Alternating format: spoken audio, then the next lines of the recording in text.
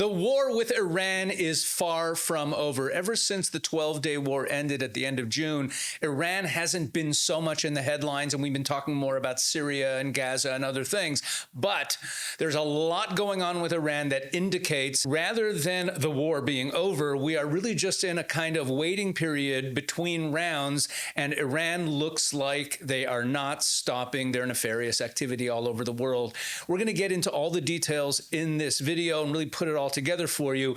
If you've been enjoying my analysis, good idea to download the free ebook that's in the description of this video. It has a lot of articles that I've written since the beginning of the October 7th war, really laying out a lot of analysis of different stages of what has gone on during that time. So go ahead and download that ebook. And one of the things that's been going on in Iran that hasn't been getting much press play is that there have been explosions, seemingly mysterious explosions taking place all over Iran. The New York Times reported on it, and according to the New York Times, citing unnamed Iranian officials, many recent fires and explosions in Iran were acts of sabotage, likely orchestrated by Israel. Over the past few weeks, fires have erupted across Iran, from residential complexes and oil refineries to roads near strategic airfields and even a shoe factory.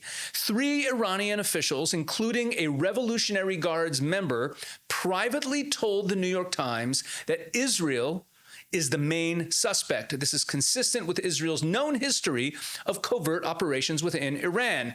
The suspicion intensified after a senior Israeli intelligence official hinted that such missions would continue even after the recent 12-day conflict. Despite the mounting incidents, sometimes 1 or 2 per day, the Iranian regime continues to downplay them as unrelated technical mishaps. Now, why would the Iranian regime downplay them and not want to talk about them if they suspect or are pretty sure that it's the Israelis who are carrying out these bombing attacks? Now, the reason is that they would be humiliated. It would show weakness, because one of the biggest humiliations that the Iranian regime experienced in the 12-day war was right at the beginning, when there were all these covert operations going on in Iran, assassinating a lot of their top leadership. For example, right at the beginning of the 12-day war, Amir Ali Hajizadeh, the head of the Iranian Revolutionary Guard Corps' aerospace force, was invited to a coordinated meeting along with his deputies. And once all the participants arrived at the meeting, a missile struck the meeting and killed everyone present. The invitation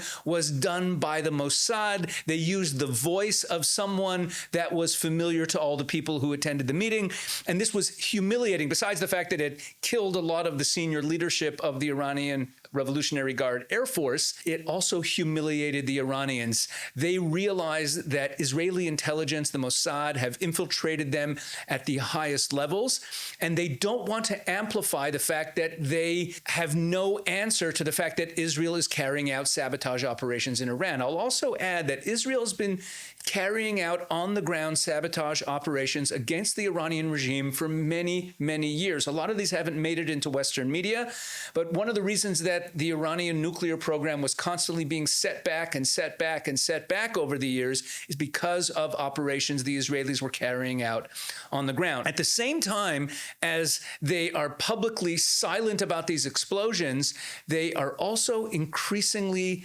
paranoid. Have a look at this clip. חדירה של ישראל עמוקה ומבוססת. המשטר הורה לאחרונה להגביל שימוש בטלפונים ניידים של בכירים, גם בפרלמנט, גם בצבא, גם בקרב אנשי הדת. הטלפונים נשארים מחוץ לחדרים, אין הודעות, אין שיחות, רק פגישות, פנים מול פנים. چه شد؟ این همه جاسوس که الان همه رو کاغذ می‌نویسید سران مملکت ما با هم دیگه رد و بدل می‌کنه، جرئت ندارن با هم حرف بزنن. از این خارتر، از این ذلیل‌تر.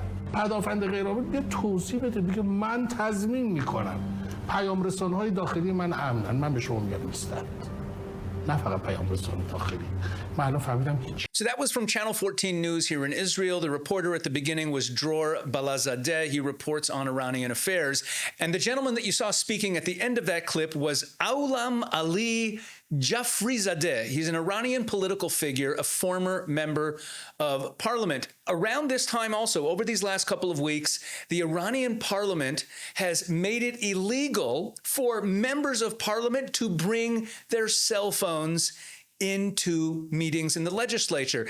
And Iranian officials are now no longer meeting in the presence of their cell phones. All meetings that they have, cell phones have to be left out of the room. And as you saw from that clip, they've begun passing handwritten notes to each other instead of actually speaking for fear of Israeli surveillance. So this is complete humiliation, and they are terrified because of what they saw in the 12-day war, in how much intelligence Israel has, how badly they are infiltrated at the highest levels. While all this is going on, Iran is also experiencing extreme shortages in water and electricity. So according to this report, protests have been going on for multiple nights in the Iranian city of Sabzavar as residents took to the streets over prolonged electricity and water outages during a record-breaking heat wave. Security forces fired tear gas to disperse the demonstrators who were chanting, "No water, no power." The unrest highlights growing infrastructure stress as Iran faces its hottest summer in decades. Iranian officials declared Tuesday, that's today, in Tehran and 10 other provinces to be a public holiday, ordering all government offices closed to reduce strain on the energy grid and to conserve water. President Mossad Pezeshkian has urged citizens to cut their water usage by 20%, warning of further supply cuts if demand continues at current levels, according to the Financial Times. Power disruptions and water disruptions now extend beyond rural regions into major cities, including Isfahan, Mossad, and Tehran. There's these infrastructure problems. There's rolling blackouts taking place all over Iran. There's been reports of the internet being shut down for hours and hours at a time. Obviously, this harms productivity significantly. People don't have water. They open the taps, no water comes out. The people are getting restless. A lot of banks have been broken into as people are also scrambling to get their money, and the Iranian banks have been closed, not allowing people to withdraw their money. The people are getting restless. There's been demonstrations springing up all over the country. Now, while all of this is going on domestically with these mysterious explosions and the paranoia about surveillance and the population being deprived of water and energy, meanwhile, Iran's oil exports are surging. According to the website oilprice.com, which covers the energy sector, Iran is now exporting more oil than at any point in recent years, even as blackouts fuel street protests at home, as the regime appears to prioritize the movement of crude exports over costs to the domestic grid. You might remember that right at the end of the 12-day war, Donald Trump at the NATO summit made a statement about allowing Iran to sell oil, because in the first Trump administration, there were very strict sanctions against the Iranian regime that did not allow them to sell their oil products to anybody. Any country that bought Iran's oil couldn't do business in the U.S. And right after the 12-day war, President Trump said that he was going to be easing up that aspect of the sanctions, or not putting those sanctions back, and he was going to allow Iran to continue to sell its oil. And here's what he said, quote, "They're going to need the money to put that country back into shape. We want to see that happen." So Trump said that at the NATO summit. This is right after the 12-day war ended, allowing Iran to sell their oil. And as I just mentioned, Iran has been selling more oil than they have in recent memory. So what is Iran doing with all of the cash that's coming in from selling unprecedented quantities of their oil? Are they using it to rebuild their power grid? Are they using it for desalination projects like the other neighboring countries have been involved in, to provide water for their people? No. Just 3 days after the ceasefire was declared between Israel, a ship carrying 750 tons of Iranian military equipment, which included missiles, drone engines, radar systems, it was intercepted in the Red Sea. According to United States Central Command, this was a shipment of Iranian weaponry a massive Iranian weapons shipment that was on its way to the Houthis in Yemen.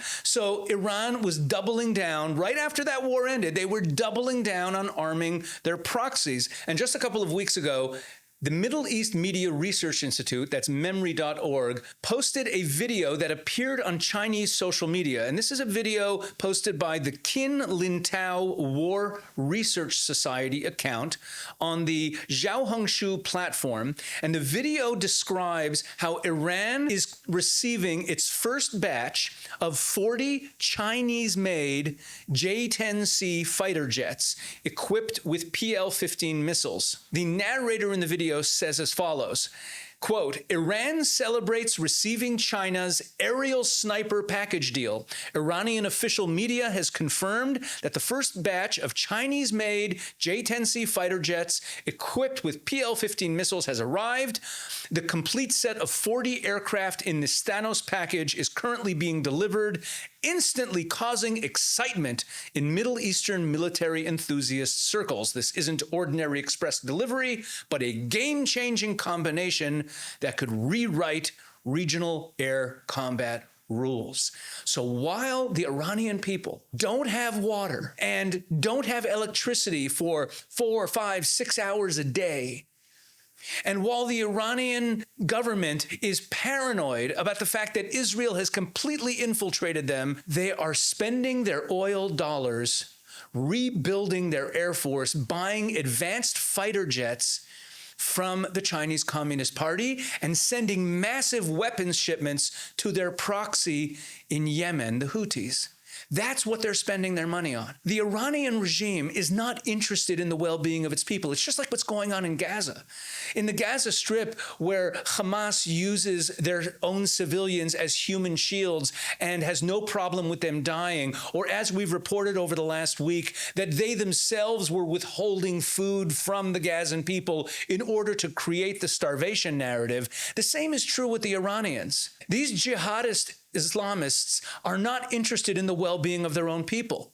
So while their country is falling apart at the civilian level, they're using those dollars to buy advanced fighter jets and to ship weapons to their proxy in Yemen. They're not interested in peace. They're not interested in rebuilding their country peacefully. They are interested in war. And what we have now is what's called in Islam a hudna, is not really a ceasefire. What it is a pause in fighting while you are weak, so that you can rearm yourself so that you can attack again when you are strong. That's what the term hudna means in Islam. And that's what we're experiencing right now. The Iranians are clearly getting ready for the next round. They were obviously humiliated by not only the attacks by Israel, as I described earlier in the video, but also by the fact that Israel took over their airspace. And that's why they're buying these new advanced fighter jets. There's other reports that they're also purchasing advanced surface-to-air missiles and air defense systems in order to protect themselves against the Israelis going forward. Bottom line is this: while we would have hoped that after the humiliating defeat of Iran in the 12-day war, having their nuclear facilities decimated, having so much of their top leadership assassinated, losing control of their own airspace, and having so much damage caused to the regime, with the regime on the verge of collapse, you would think that the Iranians would turn inward, especially with this green light to sell oil and make some money to rebuild their country that Donald Trump gave them. You would think that they would use that cash to lick their wounds a little bit, hang back, rebuild their infrastructure, rebuild the life of their people, and solidify their regime. But no, they're using the funds to rebuild their war machine and arm their proxies so that they can continue fighting against Israel, the U.S., and the Western world. That's what's going on here. So even though Iran's been out of the headlines and we kind of think like, okay, the situation is solved there, it is far from over. We're going to be watching this closely, so stay tuned for what happens next with Iran.